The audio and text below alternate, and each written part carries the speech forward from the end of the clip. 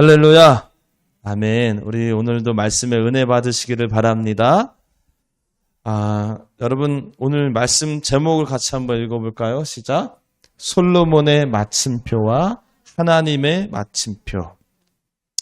여러분 마침표를 글을 쓰다가 마침표를 딱 찍으면 글이 끝나는 거죠. 내가 할 이야기는 다 썼다. 그럴 때 마지막에 마침표를 찍습니다. 그 마지막 마침표가 그 글의 목적지였습니다. 그런데 누군가가 그게 여기서 끝이 아니야 라고 이야기하면서 추가로 글을 쓴다면 그 글은 다시 시작되는 겁니다. 그리고 그 글을 시작한 사람이 마침표를 찍을 때까지는 그 글이 끝난 것이 아니죠. 계속 이어지는 것이죠. 오늘 제가 본문을 묵상하면서 마치 우리 인생이 그런 것 같다는 생각이 들었어요.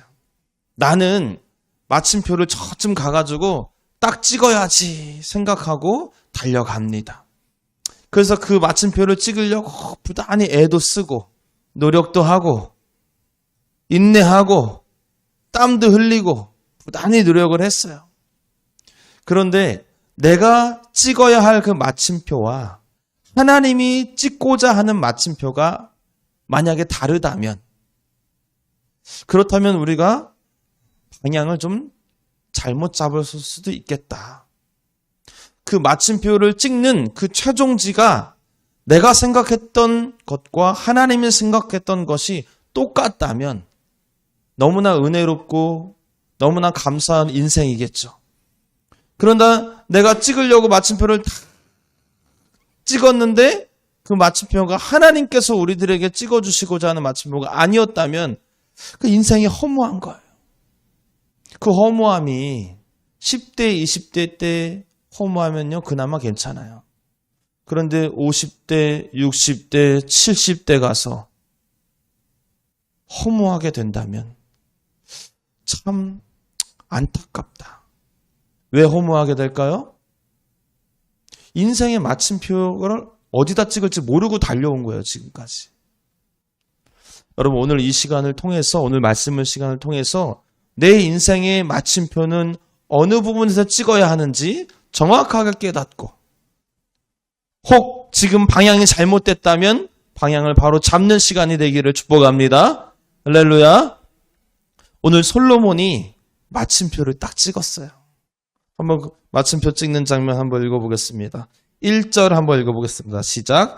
솔로몬이 여호와의 성전과 왕궁 건축 가기를 마치며 자기가 이루기를 원하는 모든 것을 마친 때에. 자, 솔로몬이 자기가 원하는 것을 다 이루었어요. 그리고 마쳤대요. 이게 지금 우리들의 인생의 끝과 마찬가지인 거잖아요. 목표 달성. 그 다 마쳤어. 내가 원하는 거 다 마쳤어. 얼마나 홀가분하겠습니까? 그 마친 것이 뭐냐면 성전 건축이고 왕궁 건축이었어요. 얼마나 은혜로워요? 마침표를 딱 찍었습니다. 그때 하나님께서 찾아오시는 거예요. 2절 말씀 시작. 여호와께서 전에 기브온에서 나타나심 같이 다시 솔로몬에게 나타나사. 마침표를 딱 찍었어요. 20년 만에 찍은 겁니다. 솔로몬이 왕으로 등극하고 나서 성전 7년, 왕궁 13년, 도합 20년. 20년 만에 내가 원하는 거 다 끝냈다 하고 마침표를 딱 찍는 그 순간에 하나님이 기브온에서 나타나신 것처럼 나타나셨어요. 참고로 기브온에서 나타나셔서 뭘 줍니까? 지혜를 줬잖아요. 20년 만에 다시 나타나신 거예요. 야, 솔로몬이 기대가 되죠. 내가 원하던 걸 다 마쳤어.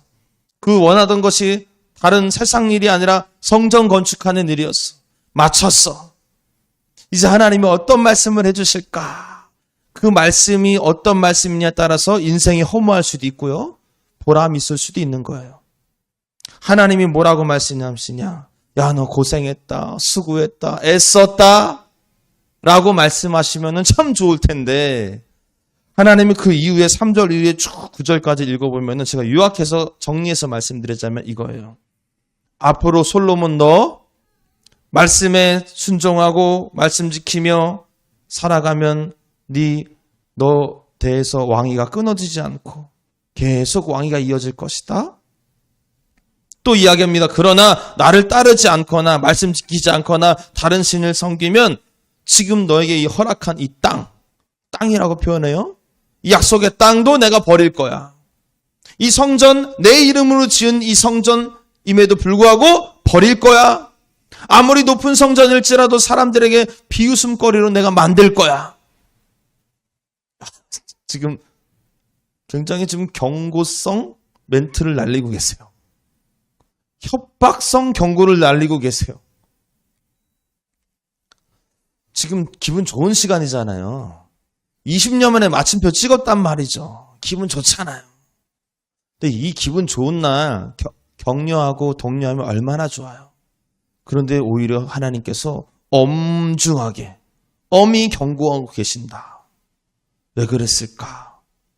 그 이유가 뭘까요? 그 이유 두 가지가 오늘 메시지인데, 첫 번째는 솔로몬이 생각한 마침표와 하나님이 생각했던 마침표가 다른 거예요.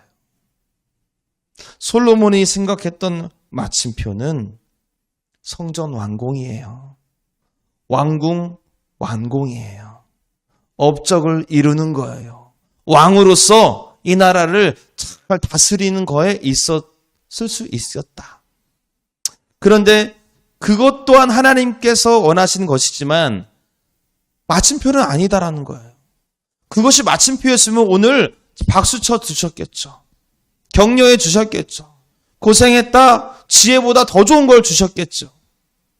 그런데 오늘 하나님은 그 기쁨의 잔치자리에서 하나님은 엄히 얘기하고 계세요. 그 말이 뭐예요? 하나님이 생각하는 마침표는 아직 안 끝났다는 거예요. 아직 찍어야 될 마침표가 더 있다는 거예요. 그것이 뭡니까? 따라합시다. 하나님을 경외하는 것. 하나님을 예배하는 것. 믿음으로 살아가는 것. 말씀에 순종하며 살아가는 것. 이것이 바로 하나님께서 찍고자 하는 마침표였다. 여러분, 하나님께서 솔로몬에게 이야기하는 겁니다. 야, 성전 건축보다 왕궁 건축보다 더 중요한 것이 있으니 그것은 바로 네 평생에 하나님을 끝까지 경외하고 하나님의 법대로 살아가는 것이다. 믿음으로 살아가는 것이다. 그것 빠지면 부귀 영화를 다 누릴지라도 내가 다 쳐낼 것이다. 아무리 이 성전이라 할지라도 내가 쳐낼 것이다. 여러분, 우리가 아무리 잘 먹고 잘 살지라도 혹은 또 너무나 힘들고 어려울지라도 실은 중요한 마침표는 거기다 찍는 게 아니에요. 부하고 가난한 거에 마침표를 찍고 안 찍고가 아니라 그럼 방향이 잘못된 겁니다. 하나님께서 우리들에게 원하시는 마침표는 어디 있느냐? 믿음으로 살았느냐 안 살았느냐. 믿음으로 신앙생활 했느냐 안 했느냐. 내 인생에 믿음의 선택이 있었느냐 없었느냐. 우리 가정을 믿음으로 잘 이끌었느냐 그렇지 못했느냐. 내 자녀들을 믿음으로 키웠느냐 아니면 세상 성공으로 키웠느냐. 거기에 마침표를 찍고 안 찍고가 바로 하나님의 기준이었다. 여러분, 지금 여러분들이 생각하는 마침표 무엇입니까? 요것만 되면 돼 라는 그 마침표. 우리 학생들은 아까 기도하는데 고3 학생들 기도했는데 고3 학생들은 대학 합격이 마침표잖아요. 우리 청년들은 대기업 취업, 높은 연봉, 로또 당첨, 이게 마침표야. 인생의 마침표야. 결혼하는 거, 부모님들은 사업이 잘 되는 거가 마침표야. 내 자녀들이 성공하는 거 마침표야. 내 자녀들 대학 합격해야 되고, 내 자녀들이 좋은 데 취업해야 되고, 좋은 데로 결혼해야 되고. 이게 또 부모님들의 마침표예요. 오늘 말씀은 여러분들에게 이야기하고 있습니다. 하나님의 마침표는 거기에 있지 않다. 거기다가 찍으려고 평생 살다 보면은 70대고 80대서 허무한 인생으로 삶을 마감한다. 하나님의 마침표는 어디 있느냐? 자녀들이 믿음으로 바로 서는 거예요.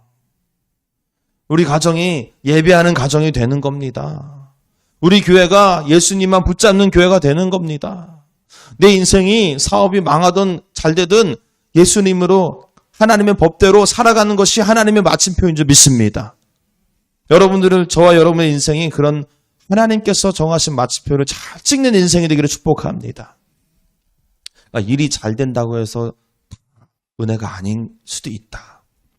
제가 코로나 시절에 어떤 일을 했냐면 외부 찬양단을 만들어보자 이런 마음을 가졌어요.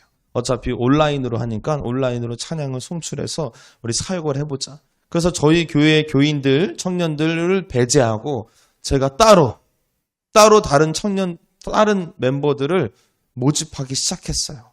어떻게 모집할까요? 그냥 페이스북에 올리는 거예요. 이러이러한 사정으로 이러이러한 비전을 갖고 밴드 찬양단을 하려고 합니다. 관심 있으신 분은 모여주세요. 사람들이 모일까요? 안 모일까요? 모였을까요? 안 모였을까요? 되게 그 눈빛은 뭐지? 사람들이 모였어요. 일주일 만에 모였어요. 밴드 하려면요. 드러머도 필요하고 건반도 필요하고 베이스 기타, 일렉 기타, 엔지니어도 필요하고요. 리더도 필요하고요. 많이 필요하거든요.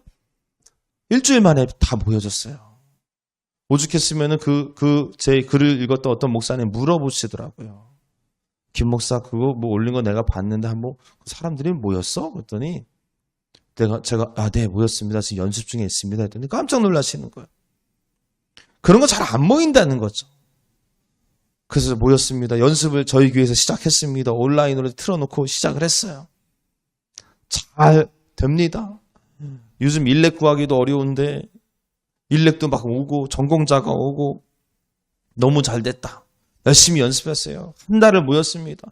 2달을 모였습니다. 근데 잘 되었는데 제가요. 제 손으로 그 모임을 해산시켰습니다. 제 손으로. 왜 그랬을까요? 목사님은 변덕쟁이라서? 그게 아니라 가만히 보니까 이분들이 모였는데 다 다른 교회를 섬깁니다. 그런데 기본적인 믿음 생활을 못하는 거예요. 주일 성수도 잘 안 해. 막 자다가 교회 못 갔대. 헌금도 안 해. 11조도 안 해. 그런 사람들이 모인 거예요. 그 속된 말로 딴따라가 모인 거예요. 딴따라가. 우리가 찬양단으로 모인 거잖아요. 찬양단으로 모였으면은 신앙생활, 믿음생활, 하나님의 은혜 이게 기본이 돼야 되는데 그게 안 돼 있는 사람들이 모인 거예요. 모이는 거는 잘 됐고 진행도 잘 됐고 다 전문가들에서 전공자들이라서 실력은 좋았지만 이것은 하나님께서 원하시는 마침표로 찍지 못하겠다. 그런 생각에 제 손으로 해산시켰어요. 제가 이 얘기를 여러분들에게 말씀드린 이유는 우리 인생에 있어서 하나님께서 중요하게 여기시는 것은 따로 있다는 거예요. 여러분들이 인생의 목표를 가지고 마침표를 찍었지만 그것이 하나님께서 기뻐하시지 않는 관심 없는 데 마침표를 찍는들 아무리 찍어도 소용이 없다. 조금 보잘것 없어도 조금 초라해도 조금 내세울 거 없어도 하나님께서 원하시는 마침표를 찍는다면 그 인생은 천국에서 기뻐하시는 인생이다. 할렐루야. 여러분 천국 다 가실 거죠? 지옥 가실 분 아멘 하세요. 아멘. 졸다가 아멘 할라. 천국 갈 때 뭐 가지고 가실 거예요? 그 돈 가지고 가실 거예요? 그 집 가지고 가실 거예요? 그 좋은 명품백 가지고 가실 거예요? 내 친한 친구들 데리고 갈 거예요? 데리고 가야지. 그 어떻게 가져가요? 다 못 가져가요. 근데 뭘 하나 딱 가져갈 수 있는 게 있어요. 뭐냐면 하나님을 향한 믿음이에요. 그 믿음을 잘 가져가셔야 돼. 그 믿음을 가져갈 수 있는 방법은 평생 살아왔을 때 그 믿음의 마침표를 딱 찍을 수 있는 사람이 그 믿음으로 갈 수 있는 거예요. 이왕 가져가는 믿음, 시덥지 않은 믿음 말고 성숙한 믿음, 건강한 믿음, 큰 믿음 가져가시기를 축복합니다. 따라합시다. 믿음으로 삽시다. 믿음으로 살겠습니다. 두 번째, 하나님께서 솔로몬에게 와가지고 엄히 경고하신 이유가 뭘까? 첫 번째가 뭐라고요? 하나님의 관심사는 거기 있는 게 아니라 믿음의 생활에 있다. 두 번째는 평안할 때가 가장 영적으로 큰 위기이기 때문이에요. 다시, 평안할 때가 가장 영적으로 큰 위기이기 때문이다. 여러분, 지금 솔로몬은 자기가 원하는 것을 다 이루었어요. 태평성대의 순간입니다. 소위 말해서 잘 먹고 잘 살게 됐다는 거예요. 다 이루었다는 거예요. 이런 순간에 하나님께서 참을 견지면서 너 말씀대로 안 살면 너 죽어. 이 성전 내가 다 없애버릴 거야. 왜 이렇게 엄히 경고하셨느냐? 그것은 인간은 육신이 평안해지면 영적으로 가장 큰 위기가 찾아오기 때문이에요. 여러분, 편안하면 기도합니까? 안 합니까? 안 편안해도 기도 안 하기 때문에 대답을 못 하시는 거예요? 자, 다시 질문 드릴게요. 대학 합격했어. 기도합니까? 안 합니까? 안 하지, 그때부턴. 대기업 취업했어. 연봉 1억부터 시작해. 기도합니까? 안 합니까? 막 예배에 나와야 되는데 그런 마음 들어요? 금요 집회 나와서 기도해야 되는데 그런 마음 들어요? 안 하지. 평안한 기도를 안 하는 것이 위기예요. 하나님이 여러분들에게 말씀하세요. 진짜 위기는 사업이 망한 게 위기가 아니라 기도하지 않는 상태가 위기다. 진짜 위기는 대학 떨어진 게 위기가 아니라 예배하지 않는 것이 위기다. 여러분, 편안할수록 더 우리가 정신을 차려야 됩니다. 근신하라, 깨어라. 이 말이 정신을 차려라. 이 말과 똑같은 말이에요. 여러분, 위기의 순간에 기도하시기를 바랍니다. 더 큰 문제는 뭐냐면 위기의 순간임에도 불구하고 위기인지 인지하지 못하는 것이 더 큰 문제예요. 여러분, 목사가 왜 기도하라고 할까요? 기도하라고. 왜 그러는 거예요? 위기니까. 규모차이라 나오라고 하는 이유가 뭐예요? 집사님. 위기니까 지금. 전도하러 나오라고 하는 이유가 뭐예요? 백수니까. 할 일 없으니까. 이 얘기가 아니지. 여러분, 위기 때 기도해야 됩니다. 평안한 것은 축복이 아닐 수도 있어요. 오히려 위기일 수도 있어요. 여러분, 기도하시기 바랍니다. 감사한 건 뭐예요? 오늘 저녁부터 기도할 기회를 막 주시잖아요. 연합성회. 11월 첫째 주부터는 특별 저녁 기도회. 저쪽 뒤에 가보시면은 출석표까지 다 제가 만들었어요. 얼마나 감사해요. 목사가 그냥 쫙쫙 조이면서 막 기도하라고 달달 볶으니까. 목사님, 저는 괜찮아요. 저 아무런 문제가 없어요. 저 잘 먹고 잘 살아요. 그게 위기라고요. 그게 위기라고. 따라합시다. 나중에 터지고 후회하지 말고 지금 기도하자. 사랑하는 여러분, 하나님께서 우리에게 원하신 것은 믿음으로 사는 겁니다. 예배하며 사는 겁니다. 기도하며 사는 겁니다. 주일 성수하세요. 기도, 전도, 또 헌금 생활. 여러분, 그 어떤 상황에서도 하나님의 법대로 사십시오. 이렇게 사는 것이 바로 우리를 향한 하나님의 마침표인 줄 믿습니다. 바라기는 어떤 상황에서도 하나님을 예배하며 특별히 깨어 기도하는 삶을 사심으로써 지금 내가 찍으려고 하는 마침표와 하나님이 찍고자 하시는 마침표가 딱 맞아 떨어지는 복된 삶을 사시기를 주님의 이름으로 축원합니다.